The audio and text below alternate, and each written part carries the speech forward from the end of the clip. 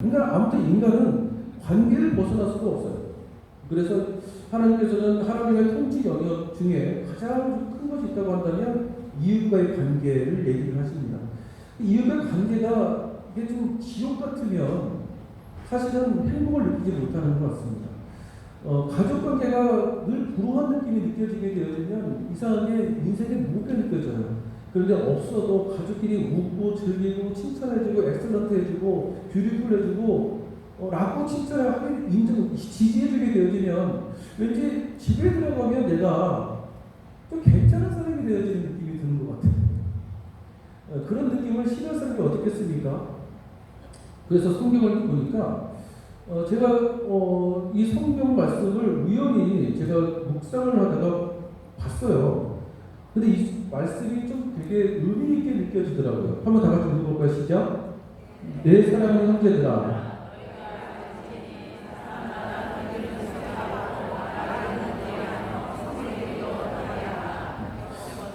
아멘. 야고보서 1장 19절 말씀입니다. 성경적 관계 법칙이라고 제가 이름을 적었습니다. 이 말씀을 가지고. 근데 제가 이름을 적지만 정말 기가 막힌 비유인 것 같아요. 하나님께서 인간 관계 안에서 이렇게 살아라라고 우리에게 지혜를 주시는 것 같습니다. 보시면 듣기는 속히 하래요. 여러분 우리 주변에 듣는 것보다 자기 혼자 말하는 사람이 있잖아요. 했던 말도 하고 했던 말도 하고 도대체 이 말을 언제까지 해야 되는지 하시는 분들 있잖아요. 근데 어떤 분들은 내 말을 관심을 가져주고 들어줘요. 이게 듣고 있으면 왠지 내가 사랑받는 느낌이 들잖아요. 사실 그렇지 않습니까? 두 번째로는 말하기를 더디하라고 대화의 주도성을 말합니다. 사실 여러분 사람이 좀 공감받는다, 사랑받는다라고 하는 느낌이 관계의 대화를 통해서 많이 경험되어지잖아요. 근데 말할 때마다 자꾸 지적하는 말을 많이 하고 말할 때마다 자꾸만 나는 너를 위해서 하는 거라고 하지만 자꾸만 겉면의 말을 자꾸 얘기하시는 분들이 계세요. 근데 그게 틀린 말은 분명 아니지만 기준이 너무 가르치고 지적하는 것에 더 있게 되어지면 왠지 조금 그 사람을 피해지는 느낌이 들어져요. 여러분들은 가만히 생각해보면 어떻게 얘기를 하는 사람한테 가까이 가게 되시는 것 같아요. 지적하고 권면하고 네가 이럴 줄 알아. 이런 분들한테 사랑을 느끼는가요? 아니면 그럴 수 있지 너 힘들었겠다 이렇게 하시는 분들한테 사랑이 느껴지시던가요? 두 번째죠. 맞아요. 저도 그렇습니다. 저도 우리 아내가 제 마음을 이렇게 읽어주면 너무 좋은 것 같아요. 물론 잘하지만 아무튼 이걸 좀 아무튼 그래요. 근데 성내기는 더디하래요. 성내기는 더디하래요. 여러분 어떤 분들은 정말 말만 하면 화내는 분이 계세요. 조진수도 말을 못하겠어요. 네. 감정 조절이 잘 안 되나 봐요. 아침에 감정이 조금만 지나가게 되어지면 부뚜부뚜 바뀌어지는 부분이 있잖아요. 종잡을 수가 없어요. 감정 조절 능력이 조금 우리에게 상당히 중요합니다. 예수님을 우리가 예배 잘 드렸는데 나가면서 막 싸우잖아요. 그럼 감정 조절이 잘 안 되는 거라고. 사탄이 그것을 가지고 이용하는 거지 않습니까? 한번 따라해볼까요? 경청, 대화 주도성, 그리고 감정 조절. 이 세 가지가 성경적 관계 법칙이라고 한번 이름을 적었습니다. 그런데 이것을 가지고 제가 한번 이 시간에는 이렇게 이 단어로 한번 우리가 딱 종합을 해봅시다. 따라합시다. 접촉. 더 크게 접촉. 이 경청해 주시고 누군가가 내 말을 누군가가 자기 혼자 말하는 게 아니라 내 말을 이렇게 할 줄도 티키타카가 좀 되지도 하고 너 좀 힘들었겠다. 너 그럴 수 있지 뭐. 충분히 그럴 수 있어. 나 같아도 그렇게 힘들었을 것 같아. 라고 해준다면 저는 마음이 접촉받는 기분이 들어질 것 같아요. 접촉. 사람이 접촉받는 느낌이 들지 않게 되어지면 자꾸 힘들거든요. 접촉. 그래서 여러분 영상 하나를 제가 좀 준비를 하나 했는데요. 이게 되게 유명한 실험이거든요. 애착 실험이라고 합니다. 애착. 원숭이를 가지고 예측 실험한 건데 1분 한 3초 정도 되어집니다. 한번 보십시오.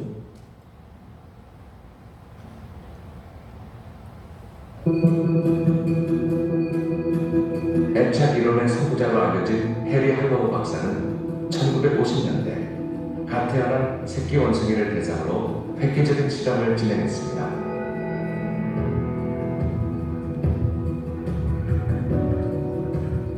우리 안에 철사와 잠깐만요.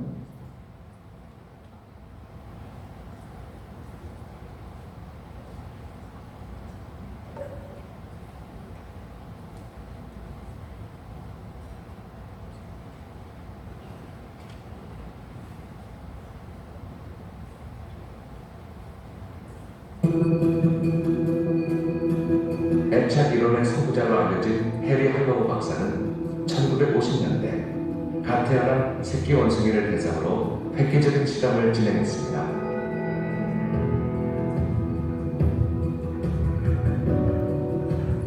우리 안에 철사와 황금으로 만든 원숭이 모형을 넣고 새끼 원숭이의 반응을 살펴봤습니다.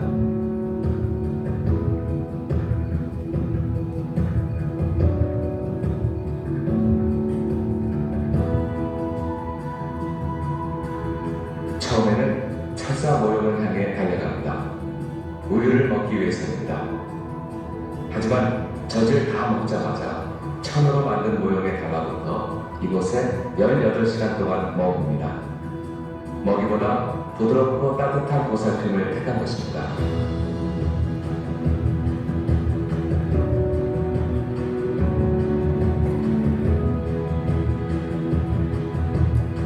공포 상황에서도 새끼 원숭이는 곧장 황금 원숭이에게 달려갑니다.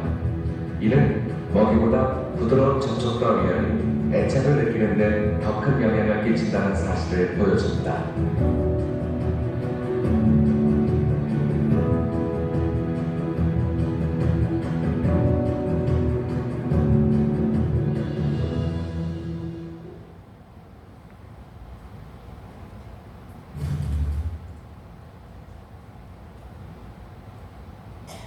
네.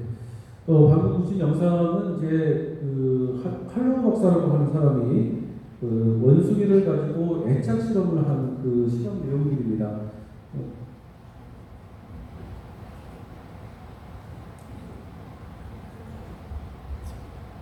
이게 아니,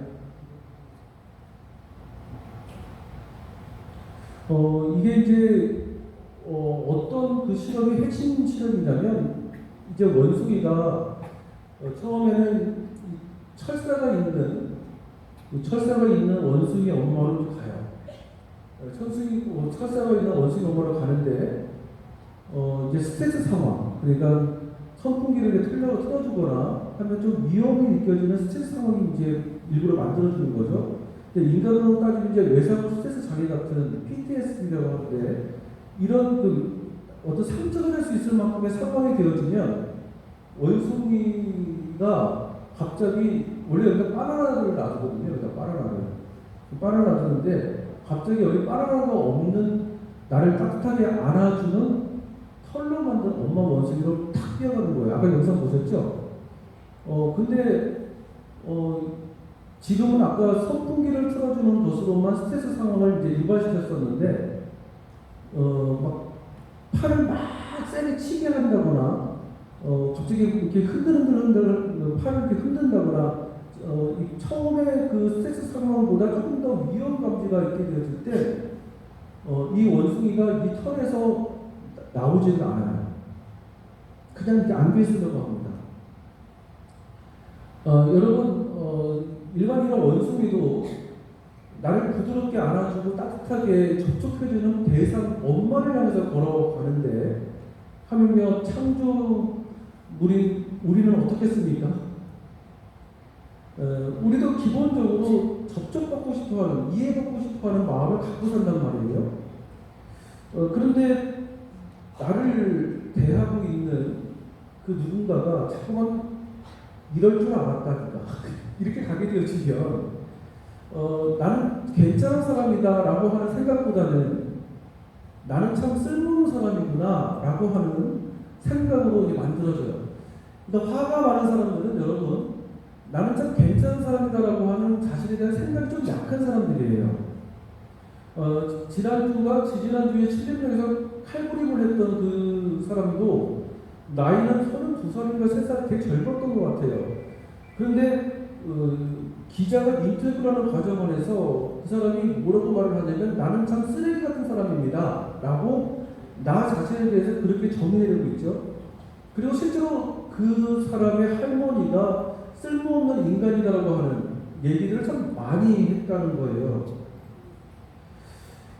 그래서 관계 경험이 인간에게는 따르다 만족, 두 번째는 불만족, 만족과 불만족. 다시 말해서 인간은 참 만족스러운 접촉 경험이 많을수록 나는 참 괜찮은 사람이다라고 하는 그런 생각들이 자꾸 만들어지는 부분입니다.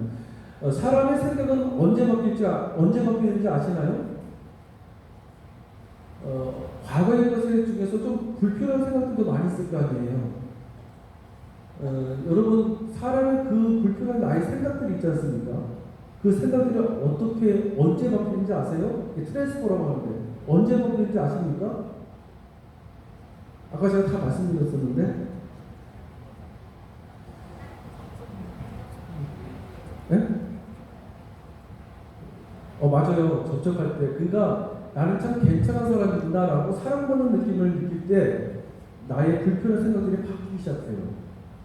객관적이고 틀린 말을 하지는 않지만 그 객관적인 그 말들이 여러분 돌아보세요. 그만 좀 하라고 그럴수록 더 하잖아요. 더 하잖아요. 사람은 이상하게 그래. 그런데 사랑받는 느낌을 느낄수록 사람은 이상하게 아이고 그래도 우리 아내도 참 불쌍하지 나 만나서 이렇게 생각이 바뀐다고. 예? 그 말 하라고 그랬지.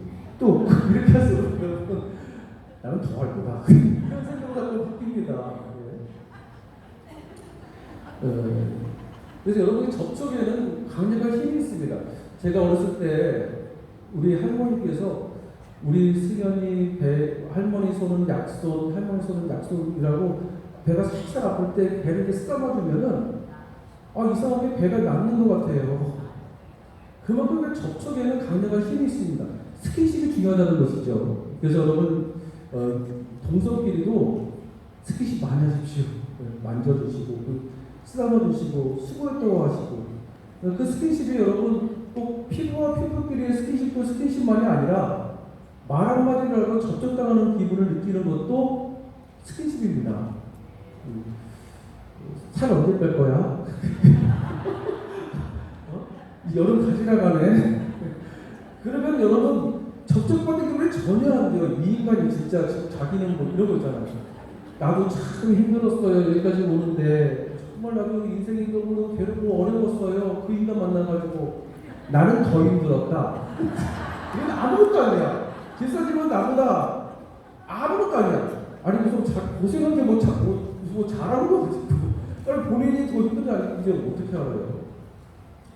여러분 한마디로 말해서 자기 통제가 되어진다는 것은 분노 조절이 좀 되어지는 부분인데 여러분 아이들도 어른분들 중에서 그런 분들이 있지 않습니까? 애들이 뭐를 하냐고. 여러분 애들 다 압니다. 네. 그리고 여러분 다 커서 어른이 되어가지고는 3살 때 4살 때 기억 못하지만 감정이 그때를 기억을 해서 왠지 싫은 저 사람이 있단 말이에요. 왠지 저 사람 만나 불편한 사람이 있단 말이에요. 왠지 주눅도 없이 마음이 열리는 사람이 있단 말이에요. 감정이 기억하는 거예요. 감정이. 인지적으로 기억하지 않더라도 감정이 기억해서 그 부드러움을 자꾸만 느끼려고 한다는 것입니다. 그래서 여러분 우리는 분노 조절에 대해서 감정에 대해서 화라고 하고 사실 솔직히 말하면 정확히 말하면 화는 도구고 감정은 분노입니다. 분노의 감정을 표현하는 방식이 화라는 거죠. 근데 사람마다 분노를 표현하는 화의 방식이 다 달라요. 그러니까 우리는 분노가 굉장히 안 좋다, 분노 조절이 잘 안 된다라고 하게 되어지면 막 집어 던지고 막 격하게 반응하고 막 소리 지르고 하는 그 사람만 분노 조절 장애라고 보는 게 아니에요. 정확히 말하면 정확히 말을 하게 되면 그거는 이제 적극적 감정 표현이라고 얘기를 하기도 하고, 근데 소극적 감정도 표현들이 있습니다. 해가지고 누가 이기나 보자 속으로. 네? 절대 안 한다는 이게 고집을 센 사람이 있지 않습니까? 이거 분노 조절이 안 되는 거예요. 감정 조절이 약한 겁니다. 도대체 저 사람은 뭔 생각을 하는지 내가 알 수가 없어. 이런 분들 있지 않습니까? 자신의 생각과 자신의 감정을 적절하게 상대방한테 표현하지 못하는 분들. 근데 어떤 사람은 자기 혼자 생각해가지고 결정을 내려가지고 이렇게 하긴 했대 그냥. 이것도 사실 분노 조절이 안 되는 영역입니다. 감정 조절이 좀 약한 거죠. 그래서 여러분, 우리는 예수님께서 부르시는 그날까지, 하나님 부르시는 그날까지 분노라는 감정을 절대 없어질 수가 없어요. 왜냐하면 분노라는 감정 자체가 없어지면 어딜 가야 되느냐? 천국? 정신병원 가는 정말이에요. 분노 감정은 적절하게 좀 살려줘야 되거든요. 근데 그거를 분노 감정들을 적절하게 활용을 해본 적이 별로 없으니까 승질나면 집어던져요. 승질나면 욕하고 그냥 어른이 된다는 것은 여러분 나의 불편한 감정과 생각이 있다 하더라도 상대방한테 기분 나쁘지 않을 수 있게끔 표현하는 것도 어른이 되는 거잖아요. 근데 애들처럼 다 커가지고도 주먹으로만 쏘지 않을 뿐이지 할 거 다 하시는 분들 있잖아요. 저도 가만히 이렇게 보니까 하나님의 말씀에 시험 들어가지고 교회 안 나오시는 것보다 성도들끼리 싸워가지고 교회 안 나오시는 분들 더 많더라고요. 여러분이 감정 조절이 안 되시는 분들은 되게 다양한 관점이 많은데 쉽게 말해서 삐져요. 잘 삐져. 네. 그러니까 맥락적 사고라고 그래가지고 넓은 관점으로 보는 것이 아니라 자기 기분 나쁜 것만 생각한다고. 이게 다 분노 조절에 관계되는 내용입니다.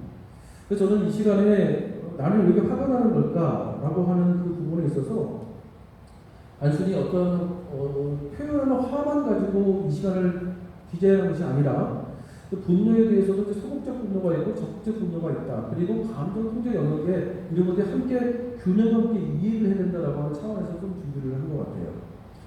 여러분 그래서 한 가지 질문을 하나 해볼게요. 성경에 보면 마음이 중요하다고 얘기를 하잖아요. 물을 지킬 만한 것들이 내 마음을 지키라 생명이 그러니 이해서 하니 그만큼 마음이 중요하다는 거잖아요. 근데 마음 어디 있나요? 마음 모르겠어요? 네? 마음 어디 있나요? 뱃속에 있다고? 네? 내 안에 있다고요? 아까 어떤 분이 뇌라고 했던 분이 계셨던 것 같은데 여러분 마음은 뇌에 있습니다. 예, 편도체라고 하는 뇌의 기관 안에 있습니다. 근데 어떻게 더 정확히 말을 하면 이제 그 기억 속에 감정이 이렇게 섞여 있고 편도체 기능이 활성화되지 않으면 불쑥불쑥 화를 잘 내는 사람이 있단 말이에요. 감정적이신 분들이 있지 않습니까? 어쨌든 이 시간은 그것을 다루는 시간이 전부가 아니니까 혹시 다음번에 기회에 뇌기 요즘은 상담 트렌드가 있어가지고 단기 상담, 장기 상담이 있고 또 뇌기능 상담이 있거든요. 이게 이런 게 되게 중요하단 말이에요. 그러니까 하나님은 전인적인 분이시잖아요. 만드신 분이니까 뇌도 만들었을 거 아니에요. 그래서 뇌기능도 알아야 될 필요가 있단 말이에요. 그런데 여러분 마음이라는 영역이 분명히 있는 것은 사실이지만 마음에 대해서 표현하게 되면 설명이 너무 광대합니다. 너무 바다 같은 것이잖아요. 태평양을 건너보는 배한테 지금 어디에 있어? 이렇게 물어보면 글쎄 있기는 있는데 어디에 있는 것 같이 잘 설명하기 힘들잖아요. 마음이 그렇다는 거예요. 그래서 프로이드라는 사람을 통해서 무의식이라는 개념을 가지고 마음이라는 영역들이 이렇게 만들어지게 돼요. 저는 물론 그 전에 있긴 했었지만 근데 프로이드가 죽고 난 다음에 그의 이제 후학들이 마음을 객관적이고 과학적인 방식으로 이제 설명 가능한 식으로 이렇게 만들었습니다. 그 중에서 이제 왼쪽에 보시는 그 사진 이름이 에릭 본이라는 사람인데 이 사람이 이제 교류 분석이라고 하는 영역을 가지고 이제 마음에 대해 설명을 하십니다.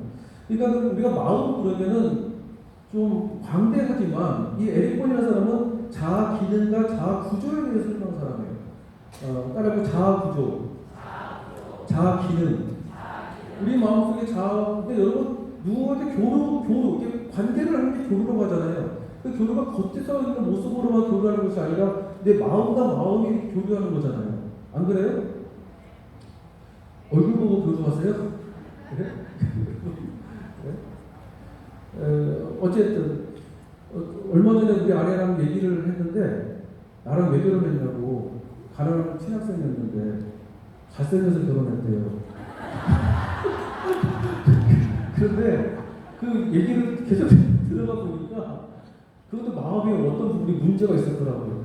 어쨌든 그런데 이 사람이 뭐라고 하냐면 봐보세요. 따라합시다. P, A, C. 다시 한번 P, A, C. 이 P, A, C라고 하는 자아 구조가 인간에는 다 있어요. 쉽죠? 어렵지 않죠? 어려워요? 네. P는 페어런츠라고 하고 어덜트라고 하고 C는 차일드라고 하는데 그 앞을 짜가지고 P, A, C라고 하는 거예요. 사람마다 다 있습니다. 차이는 무엇이냐? P와 A와 C의 각각 차이가 크기의 차이가 달라. 크기의 차이가 달라서 어떤 P는 기능이 뭐냐면 CPAP라고 해가지고 여러분 그런 분들 하지마 똑바로 안 해? 이런 사람 있잖아요. 말만 하면 가르치려고 하는 사람들. 네? AP야 이런 그런 있습니까? AP는 가만히 있지를 못해가지고 도와달라는 말도 안 했는데 냉정을 못 내다가지고 왜 이러고 사냐고 그러고 도대체 답답하다. 아이고 이렇게 어떻게 사냐 이게 하시는 분들 있잖아요. AP. 만약에 시어머니가 AP가 너무 강해. 그래서 며느리한테 이제 방에 들어가요. 이게 머리 뭐냐고 도대체 우리 아주 불쌍하다고. 이게 AP예요. MP. 네? MP. 그러니까 실제로 통제는 그러니까 이렇게 해 저렇게 해 자꾸 막 가르치려고 하고 여러분 혹시 마음 불편하면은 나가셔요. A는 여러분 사실 객관적 사실입니다. 팩트 중심이에요.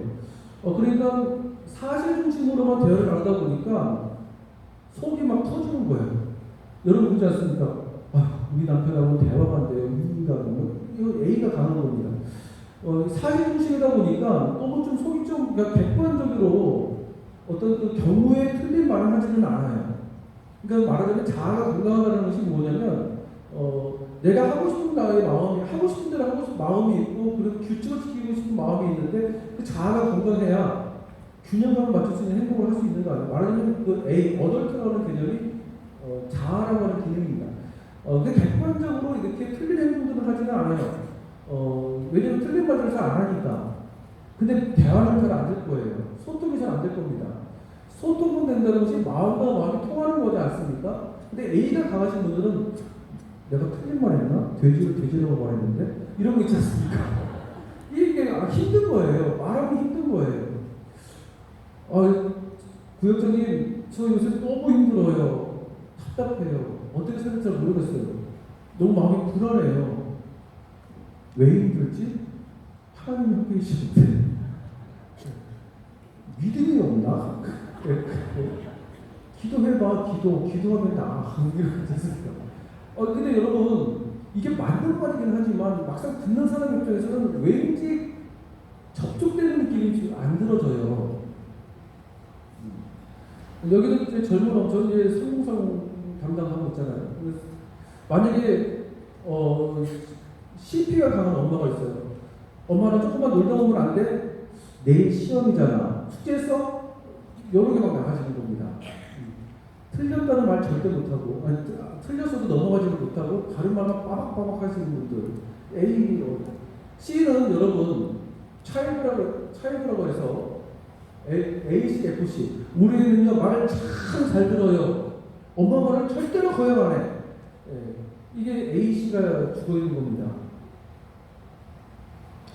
FC라는 거는 규칙을 지켜야 되는데 지키지를 못하고 자기 마음대로 하려고 하는 몸은 어른이지만 행동은 어린이 같은 사람들.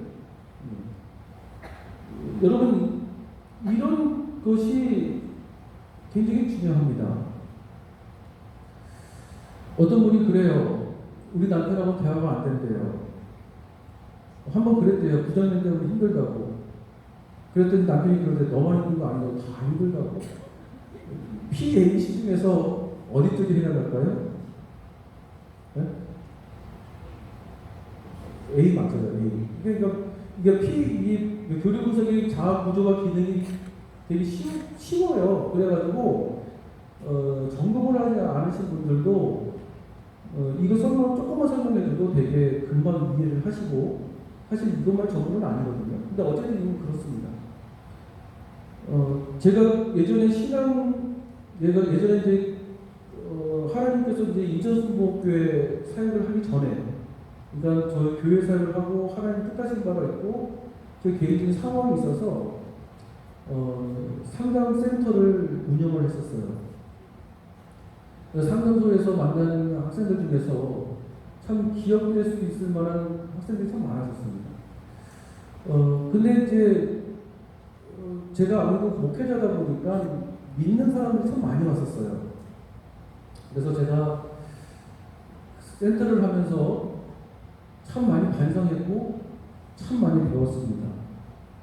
뭐였냐면 저는 제가 사역했던 그동안의 사역의 현장들은 여의도 순복음교회 본교는 아니었고 제자교회 송파, 도봉, 남양주 그리고 남대문 성전 이런 데서 사역을 해왔어요. 그 교회 사역을 하다 보니까 실적도 필요했고 그리고 성도들을 같이 굴려야지만이 예배가 돌아가는 부분이 있었거든요. 이런 부분들을 알고 있었지만 성장 성도들이 얼마나 힘들었을지에 대해서 미처 생각하지 못했던 부분들이 제가 있었던 것 같아요. 교회를 오지만 왠지 해결되지 못하는 그런 느낌들, 그 중에 만난 청년은 늘 괜찮다고 말을 하는 청년이었습니다. 부산에서 초등학교 선생님인데 신앙생활 열심히 하고 아침부터 저녁까지 늘 반주하는, 여기로 말하면 구역정을 하고 있는 그런 청년이었어요. 늘 괜찮다는 거예요.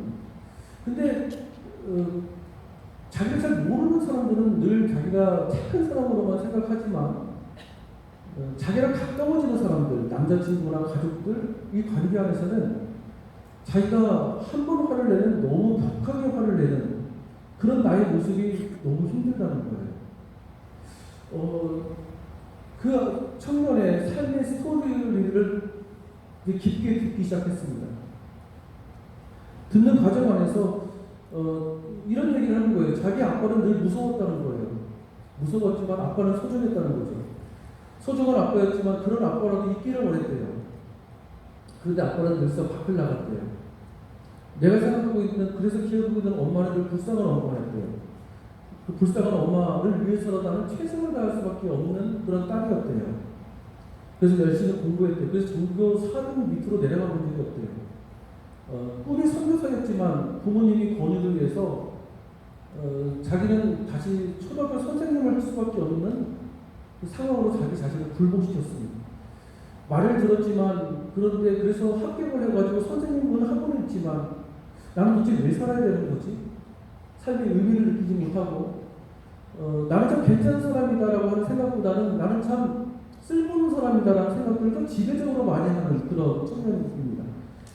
근데 그 청년이 이야기를 이렇게 듣는데 마치 어린 시절 저를 보는 느낌이었어요. 저희 아버지는 군 장교셨습니다. 그래서 저희 아버지의 성향상 좀 무서웠어요. 가까이 가고 싶어도 우리 아버지한테는 가까이 가지를 못했던 것 같아요. 돌아보면은 아버지하고는 늘 이렇게 장난스러운 장난을 쳐본 적이 별로 없는 기억이 많아요. 늘 가정을 위해서 성실하셨던 분이시고 최선을 다하셨고 평생을 사시면서 자기 자식들 잘 키우려고만 노력했던 우리 아버지이셨어요. 근데 제가 기억하고 있는 우리 어머니는 늘 불쌍한 엄마였습니다. 무서운 아버지, 호랑이 같은 할머니. 그래서 시댁살이를 하고 있는 우리 엄마, 그 삶을 봤을 때는 어린 7살짜리 승현이가 보기에도 이 집 구석에서는 버티지를 못할 것 같은 그런 느낌이었습니다. 우리 집에서 어떤 일들이 어떻게 벌어질지는 잘 모르지만 어린 아이들은 마음으로 느끼고는 있지만 언어로 표현해서 못했던 뿐이에요. 언어로 표현을 못했던 뿐이었지 마음으로는 불길함을 느끼는 것은 사실이었습니다. 그래서 늘상 우리 엄마는 언젠가는 집을 떠날 것 같은 생각 때문에 학교를 갔다 올 때마다 늘 엄마가 있는지 없는지를 확인했던 거 제 습관이었습니다. 엄마라고 늘 불렀던 것 같아요. 그리고 아침에 눈을 뜨면 엄마가 있으면 다행입니다. 그리고 이렇게 밥상 아침을 이렇게 먹을 때 드실 때마다 아무 일 없는 것처럼 이렇게 그냥 평소의 삶을 사시는 그런 모습처럼 그 모습을 이렇게 하시는 우리 엄마를 볼 때마다 참 마음이 불쌍하게 느껴졌어요. 그런 불쌍하게 느껴지는 엄마를 위해서라도 저는 생각하기를 최선을 다해서 살아야 되겠다. 열심히 노력하며 살아야 되겠다. 왜냐하면 내가 열심히 노력해야 우리 엄마가 행복할 거니까. 우리 엄마는 사실은 초등학교 선생님이십니다. 네. 그래서 선생님에 대해서 여러 감정이 많아요, 내가. 초등학교 2학년 때 담임 선생님이 우리 엄마셨어요. 네. 학교를 가는 게 지긋지긋했단 말이에요. 어쨌든 군 장교이신 아버지, 선생님이면 엄마, 그 사이에서 성장했던 나, 참 하고 싶은 말이 참 많이 있지만 왜 그런지는 몰라도 왠지 내 미래는 불길할 것 같은 그런 느낌들 괜히 있었던 것 같지가 않았었어요. 기도 열심히 했고 말씀 열심히 붙들었습니다. 사실 우리 두 부모님들은 신앙생활을 하는 분들은 아니시고요. 제가 예전에 첫사역을 할 때 참 부모님이 열심히 신앙생활 하시나 봐요. 열심히 기도하시는 분들인가 봐요. 속으로 그랬습니다. 교회 한 번에도 가봤으면 됐다. 어쩌고 보면 정말 하나님 한 분만을 바라고 여기까지 온 것 같습니다. 그런데 우리 아버지가 작년 6월에 돌아가셨어요. 올 5월에 최승규 목사님께서 천국 가셨을 때 사실 작년 6월이 한 달 차이밖에 안 났기 때문에 목사님의 영정사진을 볼 때마다 사실 저희 아버지가 오버랩이 돼가지고 그 장례 일정이 저에게는 순탄한 기분은 아니었습니다. 참 시간이 빨리 지나가는 것 같아요. 근데 장례 절차를 다 끝내고 꿈을 꾸는데 제가 얼마 전에 교회에서 보신 분들은 보셔서 아시겠지만은 부부 세미나를 했거든요. 그때도 이 얘기를 하다가 제가 물었어요. 근데 지금은 덤덤하게 말할 것 같고 말하다가 울지 않을 것 같아서 그냥 말하려고 합니다. 제가 꿈을 꿨는데 꿈속에서 아버지가 나타난 거예요. 근데 꿈에서 우리 아빠가 어디 있을까라고 제가 막 아빠를 찾는 거예요. 근데 2층에 있는 어느 방에서 있는데 저와 제 동생과 제 어머니가 방에 들어오시더니 승현아 저 1층에 아빠 왔다고 아빠한테 빨리 가보라고 라고 하는 거예요. 이 꿈속의 내용입니다. 근데 제가 아빠 왔어? 아빠가 왔다고? 꿈에서 그러는데 내가 막 달려가는 거예요. 1층 내려오면서 그 1층 로비에서 아빠 다리 우리 아버지가 키가 184인데 다리가 보이는 거예요. 길다란 다리가. 그래서 너무 반가워. 아빠 어디 갔었어? 내가 얼마나 찾았는데.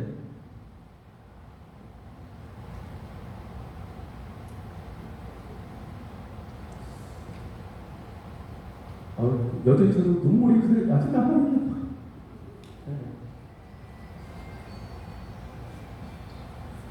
아버지가 저를 꿈속에 안아주시는 거예요. 그러면서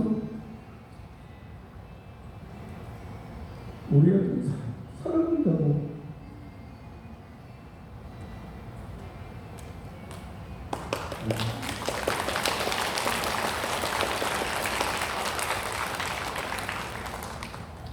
진짜 안 올 줄 알았어요. 네. 아빠가 살아있을 때 우리 아들 참 사랑했다. 저도 그랬어요. 아빠 나도 사랑했다. 그런 것들을 아빠가 살아있을 때 제가 하고 싶었었나 봐요. 가까이 가지를 못했거든요, 제가.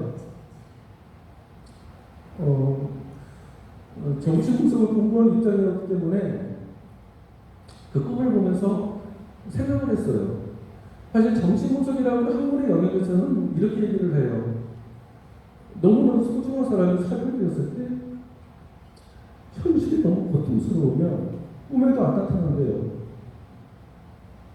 근데 그래도 저는 아버지의 살해를 현실로 인정하는 그런 상태는 됐었나 봐요. 어른이 됐던 것 같아요. 저도 모르게. 그런데 제가 그 꿈을 꾸고 새벽에 3시, 4시 침대에 앉아서 좀 막 울었어요. 가족들이 이렇게 있는데 그리고서 막 울었어요. 근데 막 아빠라고 울었는데 그때 너의 모습은 제가 지금 40대 중반인데 마치 7살짜리 승현이 같았어요. 8살 때 승현이 7살, 8살의 승현이가 아빠가 그리워서 막 우는 모습 같았어요. 그리고 제가 이제 그날 저녁에 이제 교회 성전에 가서 기도를 하는데 이런 모습같이 기도를 했어요. 보이시나요?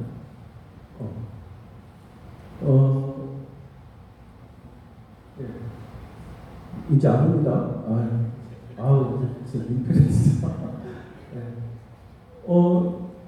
이게 왼쪽이 어린아이가 저고 오른쪽이 예수님인데 이렇게 어린아이가 돼서 예수님한테 안 됐습니다. 예수님,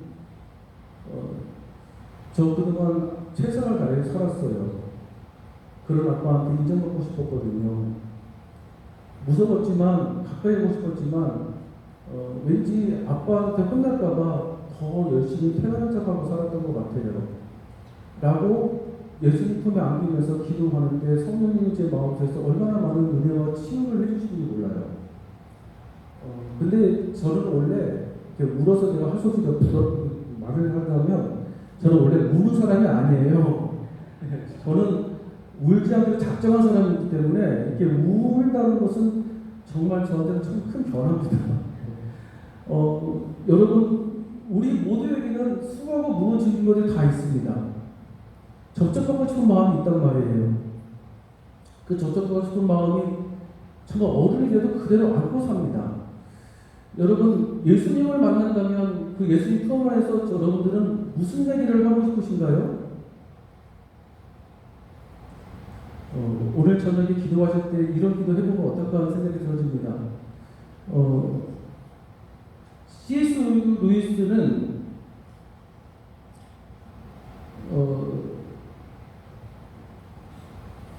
기도라는 것이 이 사람이 C.S. 루이스인데 C.S. 루이스는 기도라는 것은 해야 될 말을 하는 것도 기도이지만 하고 싶은 말이 있었는데 그 하고 싶었던 말을 하는 그것들이 기도다라고 생각합니다. 내 마음속에 꾹꾹 눌러졌던 것들 있지 않습니까? 그런 것들을 기도하는 것이 기도라는 거예요. 제가 그런 생각이 나는 거예요. 제 주변에 어느 목사님이 계시는데 그 목사님이 딸, 아들 그리고 아들이 있어요. 근데 그 막내 아들이 입양을 했어요. 그 아들이 이제 크고 난 다음에 이 모든 것들은 다 네 거고 나는 네가 도움이 필요할 때마다 너 함께할 거니까 아빠의 도움이 필요하면 불러야 돼 라고 얘기를 하지만 그 아들은 아빠의 도움을 한 번도 요청한 적이 없었대요. 심지어는 왠지 이 환경을 눈치를 보는 그 느낌이 느껴질 때마다 도대체 뭐가 문제일까라고 하는 속상함이 있었던 모양이에요. 근데 어느 날 이렇게 아들이 전화가 왔는데 아빠 나 지금 다리가 다쳤어요. 좀 와주시면 안 될까요? 근데 얼마큼 다쳤는지 괜찮아 조금밖에 안 다쳤어요. 정말 자기는 그래서 괜찮은 줄 알고 그냥 침을 맞고 하면 될 줄 알았는데 침을 맞고 가보니 집에 왔는데 새벽 예배 설교하려고 나가려고 하는데 불이 켜있길래 들어가 보니 애가 울고 있더래요. 너 왜 그래? 도대체 뭐 때문에 그러는 거야? 보니까 다리가 아프다는 거 말하면 들리는데 아니 괜찮아요 아빠 나 괜찮아요 조금만 있으면 괜찮을 거예요. 근데 자기가 보다 아무리 이상해도 보니까 이상한 것 같아서 안 되겠다고 너 나랑 같이 병원에 가자고 해서 엑스레이를 찍어보니까 의사가 그러더래요. 아니 이 정도면 엄청나게 아팠을 텐데 얘가 어떻게 버티는지 모르겠다고 뼈를 보니까 2개가 쪼개져 있는 거예요. 그래서 기부스를 하고 이제 집을 가려고 하는데 그 아이가 아빠한테 그러더래요. 아빠 미안해요. 근데 그 미안해요라고 말이 왠지 모르게 확 마음에서 올라오더래요. 미안해? 뭐가 미안한데? 이럴 때는 미안해가 아니라 그냥 고맙다고 하면 되는 거야. 나는 너 아빠잖아. 그냥 기부스를 하는 것 자체가 속상한 것도 있겠지만 이 아이가 여전히 나를 아빠로 생각하는 게 아닌가? 나를 아직도 그냥 아저씨로 생각하는 건가? 그 생각이 자기를 자꾸만 섭섭하게 했대요. 그러다가 이제 시간이 좀 흘러갔는데 그 아이가 그러네요. 아빠, 나 나이키 신발 갖고 싶어요. 근데 그 말을 너무 좋아한대요. 당장 사줬대요. 왜냐하면 나이키 신발을 사달라고 하는 것이 전부가 아니라 이 아이가 나를 드디어 아빠라고 불렀다. 이 아이가 나를 드디어 아버지로 생각합니다. 저는 이게 기도라고 생각합니다. 아버지와의 자녀의 관계에서 벌어지는 여러 가지 관계의 친밀함을 접촉당하는 느낌? 그 접촉당하는 느낌이 있게 되어지면 성령님이 내게 은사를 부어줄 줄로 믿습니다. 나에는 친밀함을 전혀 아버지와의 아들과 관계에 있지도 않으면서 은사만 달라고 기도한다는 것은 사실은 하나님 보기에도 별로 좋지 않거든요. 얼마 전에 우리 아들 5학년, 초등학교 5학년이거든요. 아빠 자전거 산다고 했는데 언제 사줄 거야? 하도 기분 좀 안 좋더라고요. 나는 여전히 너랑 얘기하고 싶고 우리 아들 만지고 싶고 응? 우리 아들 얼마나 컸는지 끼안고 싶은데 너 나를 귀찮아서 그냥 이때는 자전거만 사달라고 하는 거죠. 이 생각이 드니까 좀 기분이 썩 안 좋았어요. 솔직히 말하면 하나님도 그런 것 같아요. 앞에 보시는 성경 말씀을 보시면은 한번 다 같이 읽어볼까요? 시작. 너희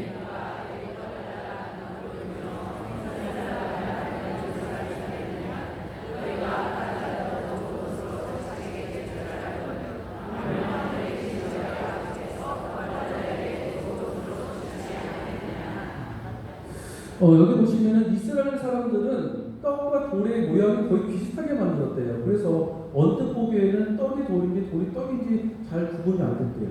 그런데 그 아들을 사랑하는 아버지는 그 아들에게 당연히 떡을 주려고 하겠죠. 아들은 그것이 떡인 줄 알고 돌인데 알고 보면 달라고 하면 아빠는 절대 그 돌 안 줄 거예요. 왜? 내 아들이니까. 그런데 마태복음 7장 9절에서 11절 바로 이 전의 내용들을 보면 구하라 그러면 구할 것을 차릴 것이라는 말씀이 나와요. 한마디로 말해서 나는 너의 아빠란다. 난 너랑 친해지고 싶단다.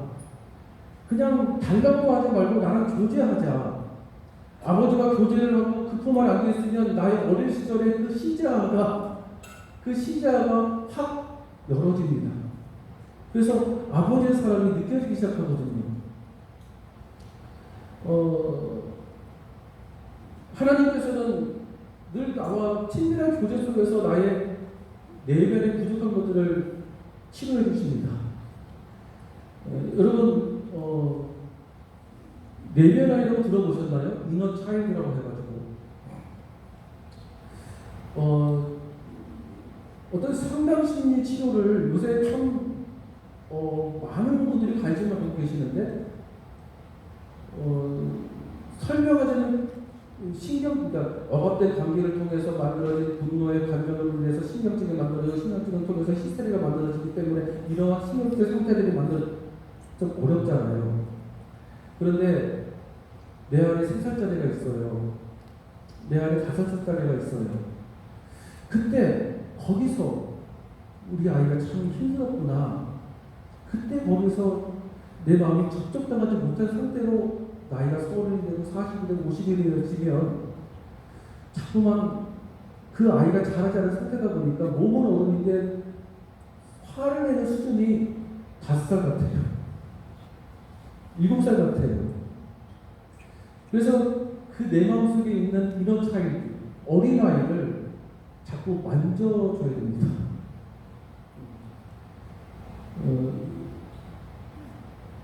아까 그 말씀을 드렸던 부산에 있는 그 초등학교 그 청년은 그 외면화 작업을이라고 해서 내면 아이를 꺼내서 그 아이와 대화를 나눴습니다. 그리고 그 내면 아이를 통해서 하나님께 품에 안겨서 아까 보여준 그림처럼 그 기도 훈련을 시켰었어요. 저는 그 아이가 부모한테 갖는 그 감정이 단순히 분노라고만 생각을 했는데 그 내면 아이와 깊게 만나보니까 나도 그냥 살아먹고 싶었는데 늘 괜찮다고만 말하는 내 자신에 대해서 화가 났던 거예요. 책임감 있게 살았던 모습, 그 모습이 화가 났던 거예요. 그리고 그 모습을 주님 품에 안겨서 늘 하나님의 성령의 말씀을 통해서 위로받기 시작했습니다. 지금 잘 살아요. 정말 열심히 잘 살고 있습니다.